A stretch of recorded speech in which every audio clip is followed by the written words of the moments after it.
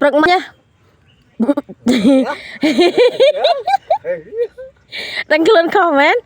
ព្រឹកមិញពីណាហៅទៅតាមធ្វើការ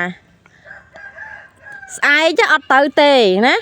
ហើយបើទៅនៅស្ងៀមហើយបើទៅនៅមិនស្ងៀមរកធ្វើការអត់កើតទេយ៉ាងម៉េចដៃវាយទៅធ្វើការអត់កើតទេធ្វើការអត់កើតទេព្រឹកមិញហ្នឹងពីណាហៅទៅឥឡូវពីណាហៅទៅហ៎មុខហ្នឹងមើលញិនហងមុខហ្នឹងពីណាហៅទៅហ៎ហើយបើទៅនៅស្ងៀមឲ្យគេធ្វើការបានទៅអត់ផងហ្នឹងមកដាក់ដៃមកបើមិនចឹងវាយដៃទៅនេះទៅនេះផ្ទះភ្លៀងលឿនមកខ្លាចតែតាចឹងហើយគេផ្ទះភ្លៀងមែនបានងាយមកលើហ៎ដាក់មុខចុះមកវិញចុះមកវិញផ្ទះហើយណាផ្ទះភ្លៀងដៃអូ1 2 3ផ្ទះហើយណាផឹកមិញទៅតាមធ្វើការកើតទេមើលដៃមើលជើងហាមយើងខ្លាចយើងវាយនេះផឹកមិញទៅតាមធ្វើការកើតទេបោះក៏បង្កើតជូតក៏បង្កើតតោងជើងអោបស្អិតហើយមិនដៃហ្នឹងឈប់វាយហើយ